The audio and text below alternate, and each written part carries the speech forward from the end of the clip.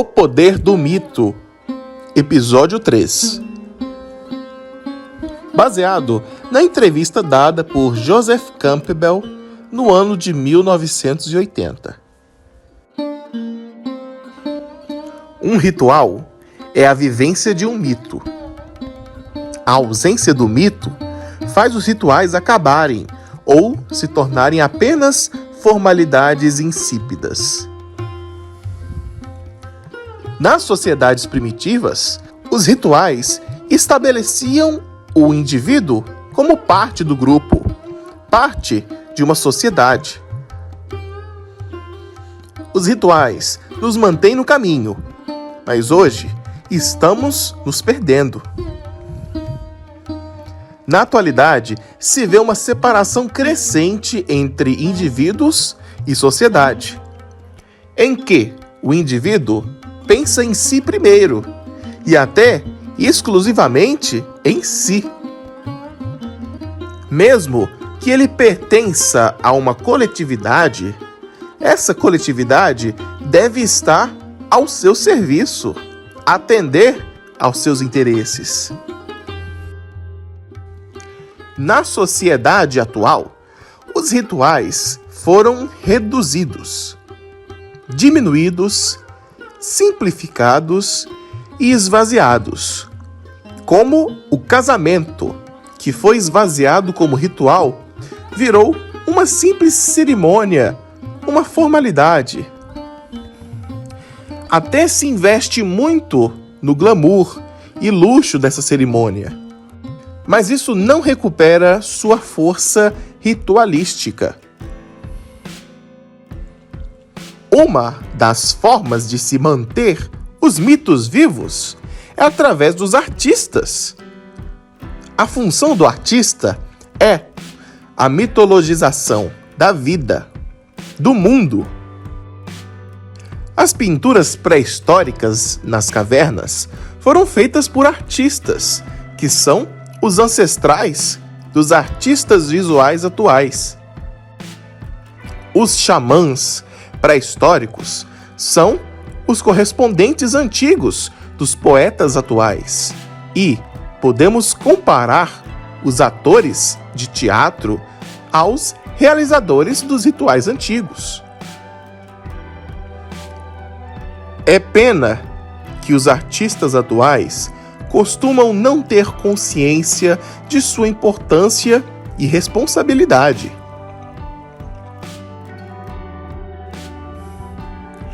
A sacralização da paisagem em que um povo vive costuma ser feita pela mitologia. Cada povo antigo sacralizava o lugar onde vivia. O homem contemporâneo, que vive nas grandes cidades, tem dificuldade de ver a paisagem onde vive como sagrada. Mas, se ele for para a natureza, entre em contato com as montanhas, um bosque, o mar, poderá sentir a presença do sagrado, poderá sentir as forças vitais ecoando nele. O homem contemporâneo, nas grandes cidades, ainda precisa de um lugar sagrado para si. Pode ser uma catedral, um parque com árvores, uma biblioteca ou mesmo o seu quarto. Enfim, um lugar onde ele possa fugir das pressões sociais e econômicas e renovar suas energias. Você precisa de um cantinho, algo que seja o seu lugar sagrado. Nem que seja aquela cadeira colocada no jardim de casa. Um lugar onde você possa se recompor, pensar na vida, ler uns livros, ouvir umas músicas, etc. No seu lugar sagrado, você alcança aquele sentimento de respeito e admiração pela vida que os povos antigos tinham.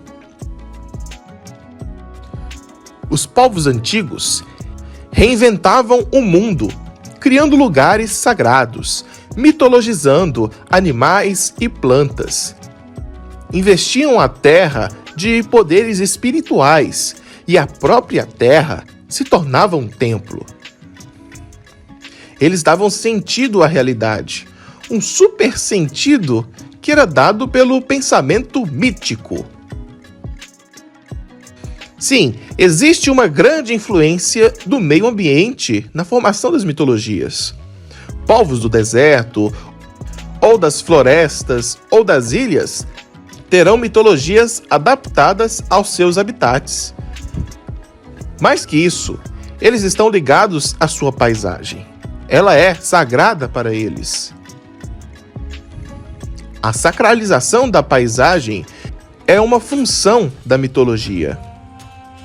A integração com a natureza nos dá uma dimensão mágica da existência, e isso foi perdido nas grandes cidades. As orientações das nossas vidas se tornaram tão pragmáticas e econômicas que somos levados a perder nossas intenções genuínas. Perde-se o estado de bem-aventurança, perde-se o caminho. A sacralização da paisagem, da terra, o seu lugar sagrado para a recuperação das energias, nos fazem entender que o sobrenatural está no próprio natural. A ideia de sobrenatural típica da Idade Média foi muito nociva, pois transformou o mundo natural em terra devastada, onde as pessoas viviam uma vida inautêntica, jamais sendo elas mesmas. Pois a noção de sobrenatural medieval impõe que vivam sob a influência de líderes religiosos, perseguindo propósitos que não são propriamente delas. A poesia amorosa trovadoresca do século XII foi uma reação contra essa repressão da alegria de viver. As religiões que cultuavam a deusa também lidavam com o sobrenatural, mas era um sobrenatural que nos direcionava ao natural. O corpo da deusa era a própria natureza. O culto da Virgem Maria satisfez essa necessidade da deusa mãe, que dá colo e carinho em vez de um severo julgamento final.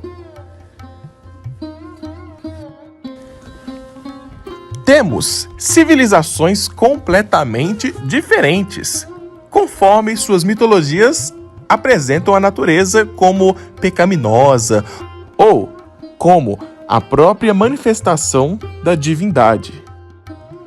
Nossa civilização adotou a mitologia judaico-cristã, que vê a natureza como decaída, em que os atos espontâneos são pecaminosos.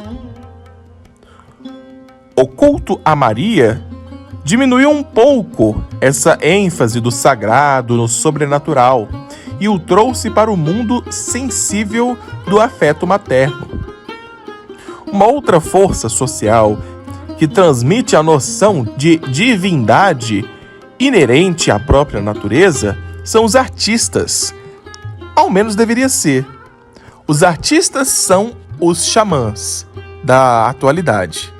Eles transmitem os mitos, o sagrado, através da arte. Mas, para serem capazes de fazer isso, eles têm que ser muito mais do que técnicos. Eles precisam passar por uma experiência existencial profunda. Uma verdadeira revelação que os coloquem em um outro nível de consciência, como acontecia com os xamãs das tribos pré-históricas. Então, eles podem trazer sua experiência para a sociedade através da sua arte. Jesus se isola no deserto, vive uma transformação psicológica e retorna para nos passar sua experiência. Com os artistas, deveria ocorrer o mesmo.